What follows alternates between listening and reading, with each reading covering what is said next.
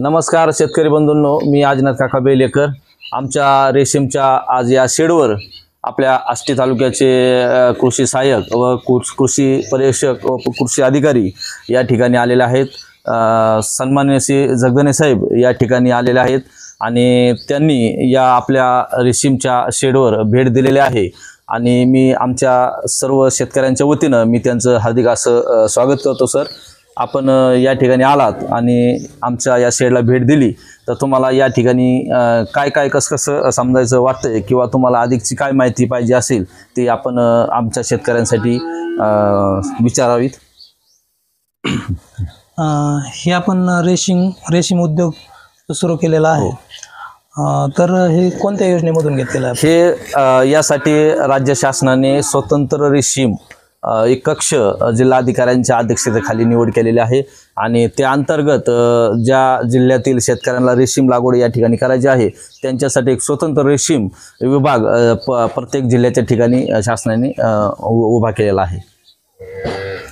किती क्षेत्रावरती लागवड केलेली सर? आता हे प्रामुख्याने आपण 1.5 एकरमध्ये या ठिकाणी तुतीची लागवड केलेली आहे आणि आता आपण 100 चॉकीची या ठिकाणी आळ्यांची जी संख्या असती ती या ठिकाणी आपण टाकलेली आहे। कितवा लॉट आहे हा? आता आमचा 4था लॉट आहे। गेल्या वर्षीपासून आपण तुती करत आहोत आणि आता हा जे आळी जी पाहता तुम्ही ही आळी आपण 4थ्या मोडच्या नंतरची आहे।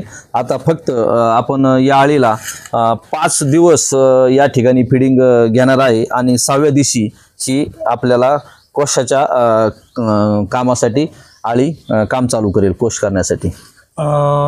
एकरी किती उत्पन्न आहे, म्हणजे एका चॉकीमध्ये किती उत्पन्न निघतं? सर, आता हे चॉकीचा विषय असा आहे की आपण पाला आपला किती ग्रोथमध्ये आहे प्रति एकरी। जर एका एकरमध्ये जर चांगला जर तुतीचा पाला जर असेल तर आपण 100 ते 150 अंडीपुंज या ठिकाणी आपण आणू शकतो। म्हणजेच आपल्याला 70 ते 80 हजार रुपये आज बाजार भावाच्या हिशोबाने एकरी दर 2.5 ते 2 महिन्यापर्यंत आपल्याला उत्पन्न मिळू शकतं। एकरी 70 ते 80 हजार, कारण दर 2 महिन्यातून आपल्याला पाला कटिंगसाठी येतो आणि दर 2 महिन्यात जर बॅच झाली आणि वर्षातून 5 जरी बॅच झाल्या आणि 70-80 जरी आपण ॲव्हरेजली पकडलं तरी एकरी 3 लाख रुपयाच्या आसपास एकरी उत्पन्न निघेल या ठिकाणी। शेतकऱ्यांसाठी म्हणजे कशा पद्धतीने फायद्याचं आहे?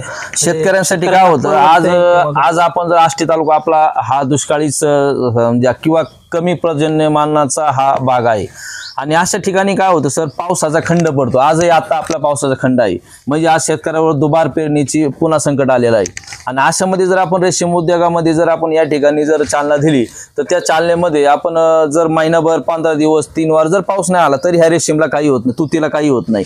आणि तुती ही अशी आहे की त्याला रोग पडत नाही आणि ती कमी पाण्यामध्ये तग धरून ती येणारं उत्पन्न आहे।